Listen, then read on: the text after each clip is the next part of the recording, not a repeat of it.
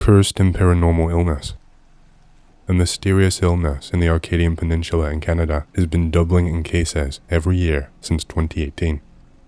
They believe it has a 2-year incubation period and so far is always fatal. They don't know what's causing it. It has many of the symptoms of a prion disease, but on autopsies, they could not find any evidence of any prion's disease. They tested meat in the area and many environmental toxins and could not find any contamination, and yet the sickness is spreading.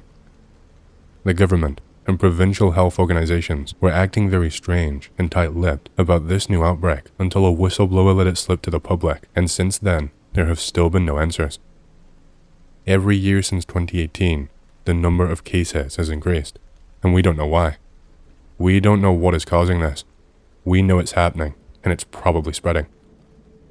The symptoms for the disease include rapidly progressing dementia, muscle spasms, brain atrophy, memory loss, terrifying visions of the dead, nightmares, hallucinations, and death. 51% of the cases have involved women and 49% men, and the age range has been between 18 and 85. The anomalous nature of this disease is interesting. Could it be some kind of low-frequency attack? Are glowies involved? Aliens? Could it be the curse of Dungarvan? Base schizophrenic granny did a tarot reading, which I think was useful in this case. The province is not a very populated place in Canada, but it has the biggest military base in Canada, and it's where the CIA tested chemical weapons during the Vietnam War, and where Canada and the United States is known to test weapons. During the French-Indian War, the British forcibly deported many of the French from the Arcadian Peninsula, and thousands drowned off its shores. Could it perhaps even be the souls of the dead French poisoning the water? Check. Some people initially thought it was related to something else, but that's bollocks, because it started 2 years prior to COVID. It's possible that prions got into the water supply, because they can take decades to disintegrate. Even if it were a deer with CWD who died and fell in the water, it's possible. How so? Brain atrophy. No evidence of prions. How so? Maybe New Brunswick will fix this with more taxes, like they do with every other issue. Prion tax. Quote from the news. There is no evidence, not a hint, even in the 3 autopsies that have been performed of human prion disease. Dr. Neil Cashman, a professor at the University of British Columbia who studies prion diseases and is involved in the new investigation, told CBC News. That came as a surprise to me, frankly. There is probably an unknown amount of Agent Orange buried somewhere in the Gagetown training area, as well as traces of it in the soil in the areas where it was tested in the 50s and the 60s. Tangentially related, but have you guys ever been through the Gagetown training area? There are fuckloads of little cemeteries all over because that land used to be little towns, but was seized by the feds like 70 years ago. Fucking place is creepy as fuck, and I bet there are some pissed off ghosts there who have to watch their former home get run over with tanks every year. Yeah, Gagetown is spooky, and the Agent Orange thing I thought about because I don't think the feds were ever honest about the amount sprayed, or the amount that got into the river, etc. And it rains and floods a lot in this province, so it could potentially have carried it to many water sources and groundwater. I looked into it years ago, and I recall they did the classic. We never had Agent Orange here. Okay, we had it, but we did not use it. Okay, we did use it, but in controlled conditions. Okay, we used it outside, but only in one area. Fuck you, I won't tell you where. Fuck you, I won't tell you how much. Fuck you, I won't compensate you medically. Fuck you, I won't tell you even if there is more. The TLDR is that it was used on the west side, I think, and that the waste barrels, and possibly full ones, were buried somewhere. I think they recovered them at some point, but that was also super sketchy. I am certain that there is more slowly leaking into the water. That's so weird, because my grandfather has all these big metal barrels on his land, and he said that the government paid him to dump them there years ago, and he agreed, but never asked what they were there for, cack. I'll try to find a picture on Google Maps, if I can see them in his field. Most of them are in the barn and rusted over now. You can see they are stacked up almost to the ceiling. They loaded them into the barn, even though he told them they could just dump them anywhere back there. Looks up Agent Orange barrel to see what they might have looked like. They just look like this in the barn, cack. I'm pretty sure he told me that the barrels had tar in them, but I will say, I've seen those barrels, and none of them have tar residue. Another odd thing is they always told me ever since I was a kid not to drink the tap water because their well is poisoned. They say it's from the floods, but it's really jogging my noggin now that I think about it, Keck. Like maybe they paid him off and told him what was in the barrels and to keep his mouth shut. I really doubt it though. More likely it's tar just from roadwork. Small town holy man can see the dead, he says. Also sees the afterlife. I posted this last night, but it was kind of an odd and quiet time. My previous effort posts have gotten better traction in the day, so I cleaned it up and will try once again. I would love some input. I attended a funeral in a very small town. The next day I bumped into the guy who had conducted the services. We ended up talking for almost 2 hours, since he had said something during the service which had piqued my interest. Thing 3 below. He is a small town guy, old man, 80 plus, the pastor of the only church in town, a town of 300 people. By his estimation, he has put 450 to 500 people in the ground over a 50-year career and had sat with about 150 to 200 of them as they had passed away. He told me a couple of things that I thought were interesting, and so I thought I would share them here to see if anyone had genuine input. First thing, he said that when he sat with the people as they died, he could often tell the exact moment the spirit left the body, and it did not always correspond to signs of physical death, aka, they may have still been breathing or faintly moving / rattling, etc. This makes sense to me. Also, from reading that clairvoyant book on Gutenberg, which talks about the 2 hidden, non-paranormal senses that humans possess, one which is the ability to sense the presence of others in a space or area without physically seeing or hearing them, including the ability to sense a person who has just left a room even several minutes later.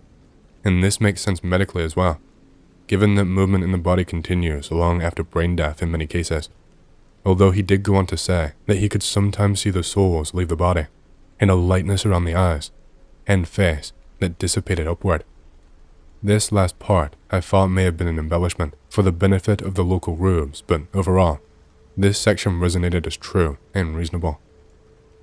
Second thing, he said he had 2 visions of death at which he was not physically present, but that he saw the moment of death just as it had occurred, and both times was somewhat unusual / dramatic. One was a gentleman who had pulled through an intersection on a motorcycle and had been struck by a van and killed. The preacher said he'd seen a vision of the exact moment the man had flown through the air and been struck in the right shoulder by the panel piece that extends between 2 windows in a van. This had killed him instantly and broken his neck, and he said he had seen his body flying forward through the air and his spirit going upward. This was apparently confirmed in the hospital, where it was shown that the man had suffered massive trauma to the right shoulder and broken his neck. The other death the preacher said he had witnessed was that of a gentleman who was a known drunk around town. This man would often stagger home from the town's only bar at 2 to 3 a.m. One morning in the dead of winter, he was found frozen to death in his small shack / cabin. Winter in the north is harsh. The preacher said he had a vision of the exact moment in which the guy had stumbled and fallen while trying to put kerosene into the large heater that was sitting 0.5 meters away from the wall, and the guy had drunkenly lurched and fallen behind it, never lighting the heater, which would have saved him from freezing. So again, very oddly specific, but apparently the man was found in the exact same position that the preacher had described. I could not verify this, but I would probably ask another local before I believed him on this one. Third thing, this is what he had said while delivering the service, but I asked him about it again, was that he had a heart attack a year or so before and had been dead for 5 or 6 minutes, but that while he was gone, he experienced a different reality, and that it was so different from this reality as to be completely indescribable. Like nothing about heaven that I had ever thought, or heard, or imagined of, as an exact quote as my memory of a few days ago permits. Keep in mind, this is from a small town preacher man who had been raised in that old time religion, streets of gold, etc. He even said there was no streets at all. Forget golden streets, just a lot of lines and shapes that made no sense, but that were beautiful beyond compare and gave him overwhelming peace. This is what he said at the funeral. Here is why I thought this was pretty neat, because this is basically apostasy as far as this guy is concerned, and he is telling it like it is to a bunch of small town folks. It blew my fucking mind. And the way he described his minutes out of his body sounded exactly like a DMT trip, to be quite honest. This is also the part that I thought was least likely to be a LARP out of the whole thing. He also said he could see himself returning to his body and could see his spirit body and physical body separately for some time. Now, my thoughts were overall that he was telling the truth. It is possible that it may have all been a LARP. Things he said to bolster his legend around town or increase his own air of mysticism. I do tend to think skeptically in regards to human motivations, as a person's desire to feel special and powerful can take many forms, and the only thing I am surprised at by now is that I ever expect anyone to be different. But I did not get a feeling that he was lying, a sense I have developed to a decent degree.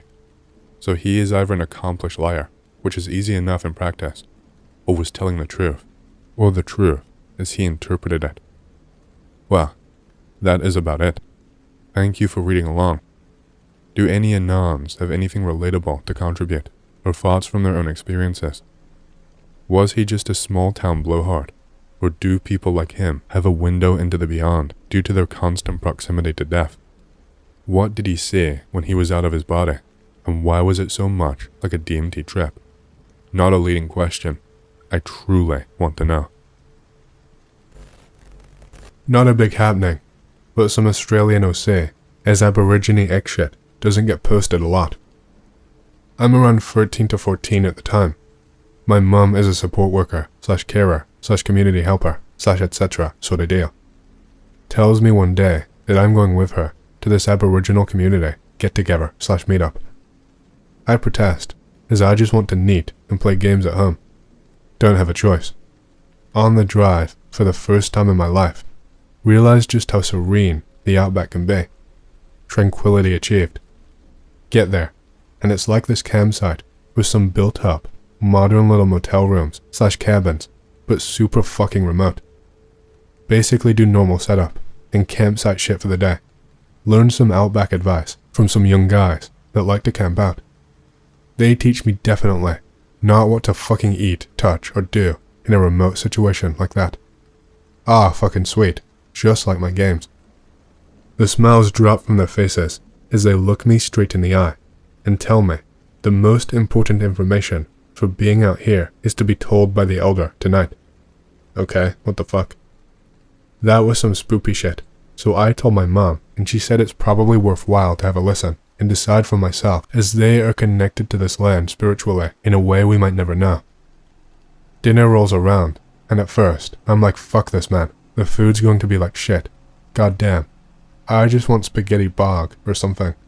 Turns out, they have made some kangaroo steer and fresh dampier, which to this day is some of the best campfire grub I've ever had, and go back for seconds because I was a fat motherfucker. We eat and talk around the campfire, little groups of convos at first, and then the elder starts to gradually take point of the conversation. She tells us dreamtime stories of how everything came to be, and how the people listen to what is not heard and not seen. She eventually broaches the topic of spirits, and just how important they are and equal to the living in every way, and must be respected. Goes on to say, whether good or bad, spirits are integral to the way of life, as there is much to learn from these spirits. Explains that spirits are drawn to intense emotions and feelings, whatever end of the spectrum, I guess you could say. Tells us that the living in particular, with intense readings, can be targets for these spirits, good or bad. Sometimes though, when a life is lost too soon, spirits can return /linger. She used a native word for it, and the guy sort of, I guess, he crunched his forehead, trying to translate that for her. In particular, in the time of need, they can appear as guides for the living, to show the way forward. Now at this point, I'm completely enthralled. Call it how you want, but she was very passionate about the land, and her stories, and they were interesting too. Woke the fuck up with what she said next.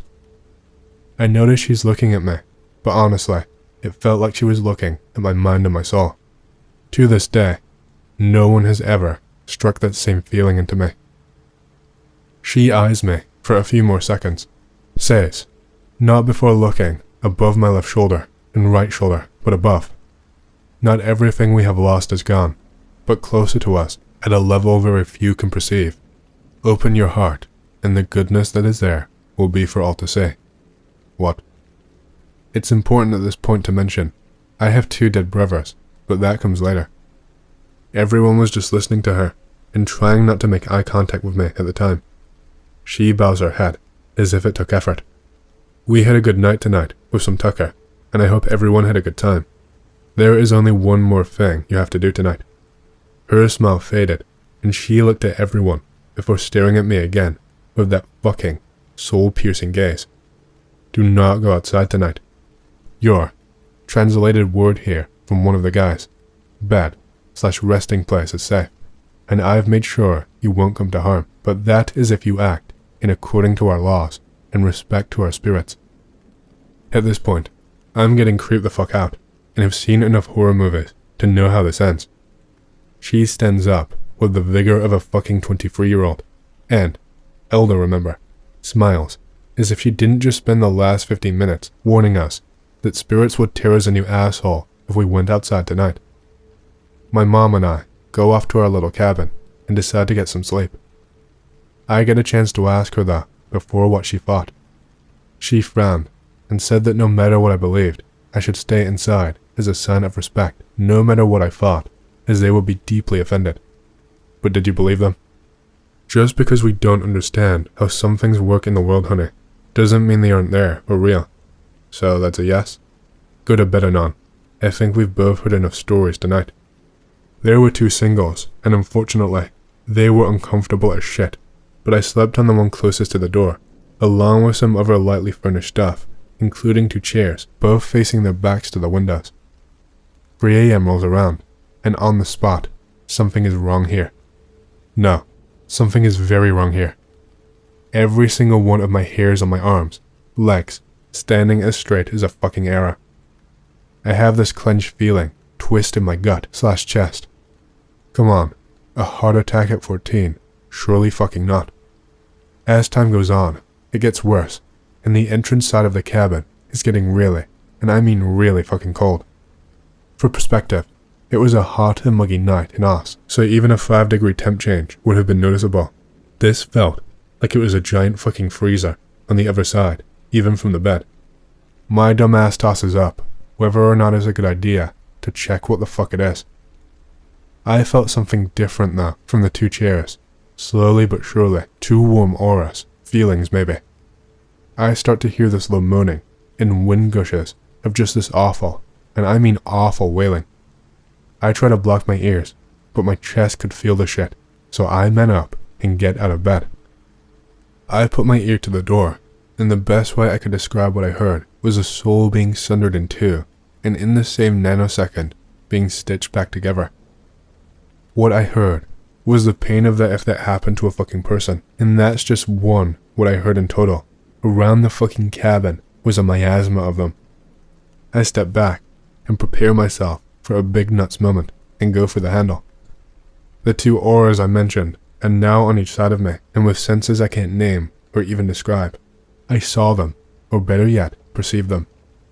They were both golden in this warm yellow light that I maybe saw for a second. One held my arm, going for the door handle, and the other one held my shoulder. Nothing needed to be said, but deep down inside, I was told not to fucking open that door. It was almost like I needed confirmation that I wouldn't be ass fucked by something on the other side of the door. I suddenly feel this soothing feeling, like as long as I listen, everything will be fine. Nope the fuck away from the door, and try to get to sleep. They are still there, but along with the auras that were fronting the storm, I don't know. 3:43 rolls by, and poof, the sounds go away from that door, along with that bone-chilling fucking cold man. For only a few seconds, the auras lingered, but in a way that made me feel safe, before they had to leave. Sleep like a baby moments after. Wake up next morning, and go to the campfire, and there's the elder. It's only us. I don't look at her at first, and just sit down, but eventually look, and she's smiling ear to ear, almost proud even. I'm glad you listened to them. They are always close. I am tearing up at this point, because I can't even get the words out. Was it them? They love you very much. Looks to her left and right and smiles back at me. I thanked her and went back to the cabin in tears. I told my mom years later, and she just smiled, not a word. TLDR, my dead brothers saved me as spirit forms from getting ass fucked by Aborigine ghosts. Hey, I hope you've enjoyed the story so far. If you do and you want to hear more, please leave a like and subscribe to my channel, and leave a comment down below, as it lets the algorithm know that you like my content and it promotes it to more people. My goal for the channel is to hit 50,000 subscribers, and we're closing in fast, so thank you, and back to the stories. I'm not that good at stories, but I have one, if anyone is interested. Be me, living in shitty Midwest town. Super small, less than 500 people. Only child. Parents moved there cause it was cheap as shit. They tried to make it sound like they were making some savvy decision to move there, but it was pretty much cause we were poor as fuck. I was there during my high school years, and there was absolutely nothing to do but drink and occasionally get some shitty weed. The nearest Walmart was an hour away. You get the idea. I had a pretty small group of friends that accepted me pretty fast, so that was a plus. We would just drink beer and drive around dirt roads and make fires in the woods and shit. My best friend at the time, Cooter, just a nickname that I still find hilarious, was one of the coolest dudes you could ever meet. He was pretty much the only normal person in that town, and he once told me how happy he was that I had moved there. No homo. Most of the other people that I met there were people who did not get out enough, and that just made them weird over the years. There was one dude named Douglas who was the weirdo that even the weirdos thought was fucked up. The guy was like 40 and spent all his time walking around, talking into a zipper. And when I say walking around, I mean walking everywhere. You would see him on random roads, cutting through yards, walking through fields. He'll come up on you in the woods, you name it, and the whole time he's looking straight ahead, whispering into his lighter. Anyway, the main part of the story is not about him exactly. The main part is about the shitty-ass road that people called Jethros Gully. The road did not really have a name, but the area was called Jethros Gully, and people would say, let's cut through Jethros Gully, so we just called the road that. Anyway, I don't know why it was called that, and I never found out, but it was kind of a fuck spot that only teenagers would go through. The reason people don't go through there is because it is not maintained at all, and at some point they laid down a bit of road that just goes around the whole area. Also, like 17 people died on that road because of how shit it is. Basically, it goes downhill kinda, and then there was a sharp turn at the bottom with like a creek right there. I guess that's the gully. I'll make a picture of it so you can see what I'm talking about. Anyway, like I said, over the years a lot of people died in that spot because it can get slick after the rain. They even put up guardrails at one point, but people hit it so many times that they don't even maintain that shit. Everyone just uses the other road, like I said. Douglas, the guy who talks into his lighter, had an accident there, and his brother died in the accident, and Douglas was never the same after that. So, what is the point of all this? I'm getting there. Calm the fuck down. If this town had one claim to fame, at the very least locally, it would be Jethros Gully. Not just because of the accidents, but because of the orange light out there. You see, right on the corner, you can see this orange light out in the field, and when you drive up there at night, you see the light out there, and it looks like a farmhouse window. But guess what? There ain't nothing over there. As soon as you turn the corner and keep driving, the light disappears. So naturally, people speculate. Optical illusion, shit like that. One night in the fall, Cooter and I were drinking beers, driving around. Wound up at the spot. I had been living in the town only for a little while at that point, compared to most people, and I was still curious about the orange light. To most people, it was just something that they cock their head and go, oh, would you look at that, and move on with their day. But I wanted to figure out, once and for all, what was causing it. So, like I said, Cooter and I had had a few, and we ended up at Jethros Gully by the turn. We get out and continued drinking our beers. We can see this fucking thing out there in the field, and I swear, it looks almost exactly like a window. I tell Cooter, let's go over there and see what it is. He says it's an optical illusion. There is nothing over there. Yeah, but what's causing it? He says let's do it. We climb down into the frickin' ditch and cross the creek into the field, and it's really dark out, so we are just guessing as to where we are stepping. We are keeping an eye on the light the whole time, and just walking towards it. Farm fields look kinda smooth from the road, but trust me, they're not. We keep walking and talking along the way, coming up with theories about what it is and all that. Once we are about halfway through the field, I start seeing some definition in the light. I swear it looks like a window with the little wooden cross in the middle, and on the sides, it almost looks like curtains. Cooter says he does not see it. It's just a blob of light to him. We keep getting closer, and to my dismay, the light begins to dim. We keep getting closer, and it keeps getting dimmer. Closer and closer, dimmer and dimmer, until finally, we are right where it had been, and it's gone. We start heading back to the car after that. Once we get there, we see that Douglas is standing by the car, looking at us. Did you see them? Cooter and I, looking at each other like, what the fuck? That's where they all are, over at that farmhouse. No, we didn't see anything, man. We ask him if he needs a ride or anything. No, he just keeps walking down the road. Cooter and I get in the car and drive back to town, talking about the light and what Douglas was saying. It was a pretty surreal experience. I've moved away since and haven't been back in many years. Still don't know what the light is. Be me, 23. Neat at mum's, /homeless on and off for 5 years already. Mom's friend is some kind of manager at McSlaughter Waste, and they have openings. Mom tells me they can get me in, so I can get on track with my life. Reluctantly agree to go. Show up early at McDeadcow. Feel and look like shit, because I don't want this at all. She welcomes me way too heartily while I give a minimal response. She takes me through the entrance, through the kitchen, while customers look in disbelief as the cheery lady is dragging a literal bum into what's supposed to be a clean place for preparing food. I think I even saw a family get up and leave their food at the table all. She lets me go first into a cramped office and tells me to sit down by a desk. I sit down, but have to stand up again to let her in. Feel her saggy jugs press against my back as she squeezes past me. She gets seated behind the desk. I close the door and sit down across from her. She smiles way too excitedly and takes out some papers from the desk. Goes on to ask a bunch of questions about me. She already knows everything from talking to my mom. My work experience, non-law, and my education. Era 404, diploma not found. I reply in as few words as possible, and with as little enthusiasm as possible, hoping she will just let me go. Her happiness and friendliness is unwavering, so she has probably made a deal with my mom to hire me no matter what. She keeps taking notes that seem far longer than my replies to her questions, so she is likely not actually in charge of hiring me.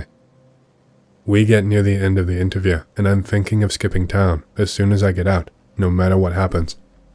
She leans forward and looks me dead in the eyes.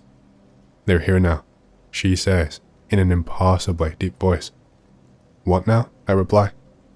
Suddenly, a strong hand is placed on my shoulder, and as I turn my head to look, another hand grabs me by the neck and slams my face into the desk, cutting my lip on my teeth.